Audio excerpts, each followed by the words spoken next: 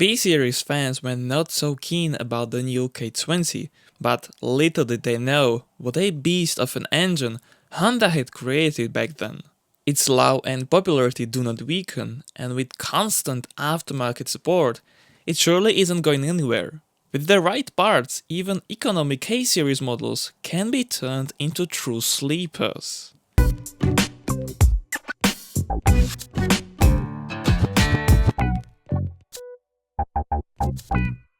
It may be hard to believe, but the K20 has been around for more than 2 decades.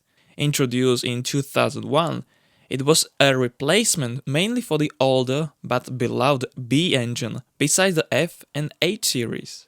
Engineers took clean sheets of paper, but still it was built on many already proven features of its predecessors. Those were things like hollow twin camshafts, all aluminum structure, VisioRacer or roller rockers. There were numerous differences between the K20 and the B series, both obvious and not. The K20 is more left-mounted while the B series was located closer to the right side of the engine bay.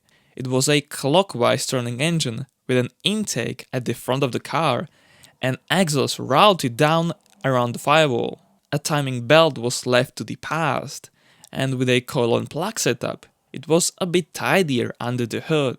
The K-Series gave way more modern principles which increased efficiency and power. The base was an aluminum short block using thick Allen sleeves in an open deck. All versions did feature forged crankshaft, even the economy, but the performance versions had the crank fully balanced. It was housed in a single-piece girdle, and on a manufacturing line, a sporty K20 would be removed and checked for rod bolt stretch and torque by an experienced technician.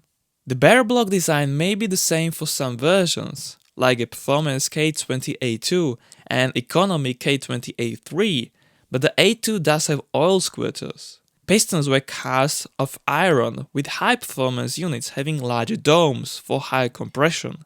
Conrods are beefier in the Type Rs, and the ViTEC system was made in 2 versions.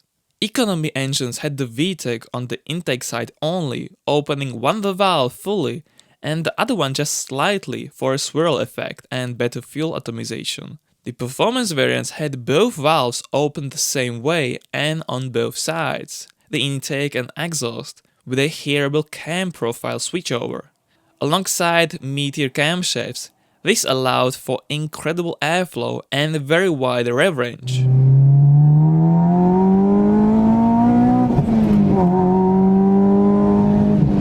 The reason why the K20 is so amazing is the head airflow. Its valves are relatively large, 35mm intakes and 30mm exhaust valves, using 5.5mm valve stems. On the top of that are precisely designed ports for as straight of a way as possible, hence the valve cover is so tall.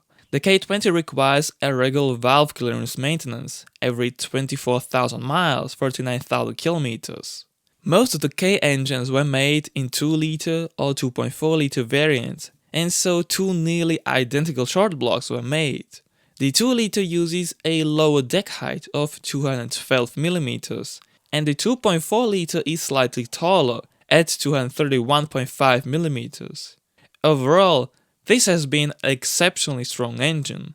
There is a handful of variants available ranging from 150 to over 220 horsepower. It started with a K20a, but then a K20a1 is not a third update of the performance model. This one, alongside others like an A3, 4, 6, 7, 9 and Z2, do feature a black plastic variable length intake manifold with black i-VTEC leathering, and usually are at the bottom of the K20 list for swaps. They are not particularly slow or weak, but for the sake of your bang for buck ratio, these are not worth of modifying. They have smaller valves, different ports and meh camshafts. It gets juicier with a K20a, A2, Z1, Z3, Z4 or a K24a, which receive either a silver or a red valve cover as the spiciest versions, with an aluminum intake manifold. These intakes are interchangeable, more or less. and even without an aftermarket, the factory parts can provide good gains.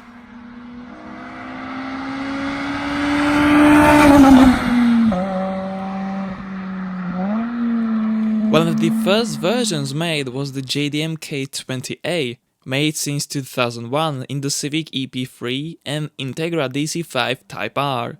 Compared to its economy equivalent, it featured a stronger crankshaft and reinforced conrods, high compression pistons with an 11.5:1 ratio, balancing shafts, 310cc injectors, and a latent flywheel. As far as the briefing is concerned, there was a PRC intake, twin valve springs, better cams, and a 54mm exhaust system with a 4:2:1 header. There was a factory head porting, a 6000 RPM VisioRacer engagement, and a 62mm throttle body. The Accord Euro R featured an RBC intake.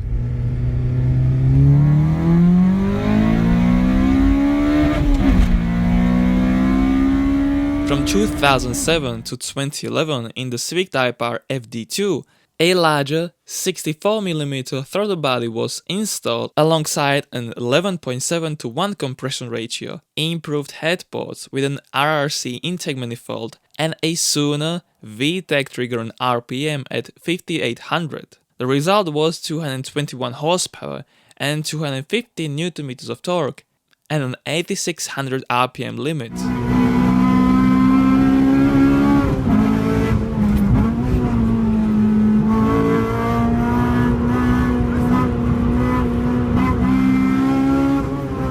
The K20a was its non-JDM variant, made with a lower 11:1 compression ratio, different cams, and a PRB intake.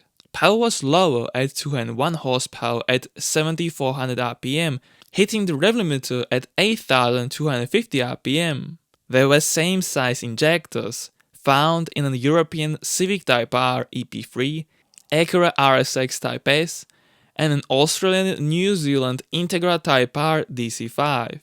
Later, the E2 evolved into a Z1, then into a Z3, as a Z2 was a replacement of the economy K20a, and finally the Z4 succeeded the Z3.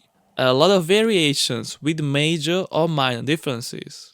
The most superior stock intake there is on the market is the RRC, able to add oomph in a whole rev range, with a peak 9 to 13 wheel horsepower improvement over a PRB. Though, if you're on budget and not chasing every single pony, an RBC/RRB intake will give you nearly the same performance for half the price.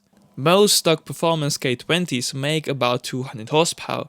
However, with a bit of a tickling, 250 and 9000 RPM is doable with the right parts, like by Skunk 2.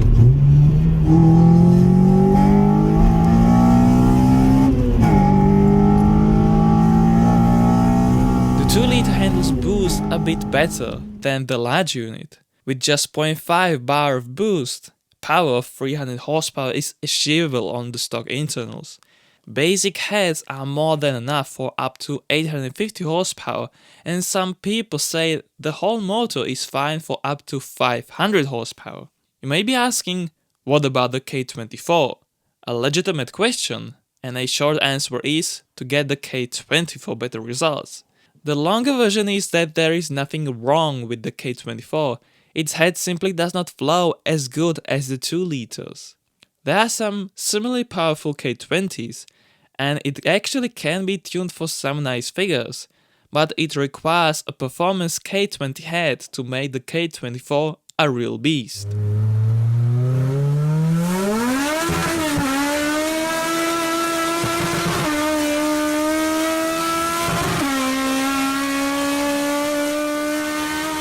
Such a Frankenstein motor provides a significant increase of the displacement, while allowing to fully utilize the extra cc even at high revs. While it is not better for a forced induction install, it certainly makes a good all-motor tuning base.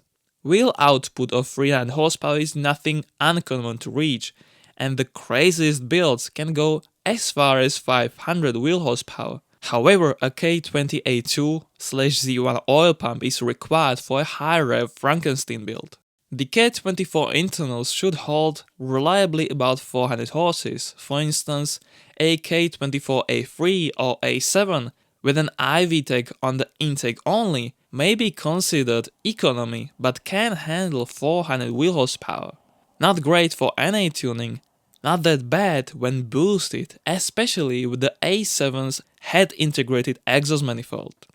A nice thing about the K24 is that up until 2008, they shared the bell house pattern with the K20, and so the 2-liter transmissions are easily usable on the Frankenstein motor. The K-series is also a popular swap into rear-wheel drive platforms, though an oil pump is often an interference point with a subframe that requires a fabrication. Keep in mind the extra 19.5mm deck height when using the K24 swap.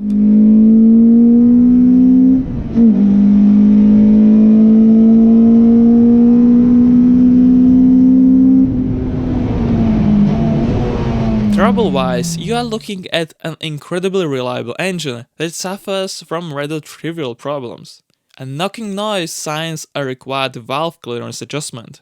Rough idle asks for a throttle body and or idle valve clean, and vibrations are usually caused by worn-out engine bushings. A front main seal may weep oil, and make sure to check the timing chain regularly to prolong the life of the K20. Other than that, just enjoy this Japanese legend, which resembles a Lego when you play around with it a bit. It is one of the best sounding 4-cylinders ever made, and with also billet components widely sold. There is a ton of possibilities, only dependent on the size of one bank's account. The story of a turbocharged K20C is for another day.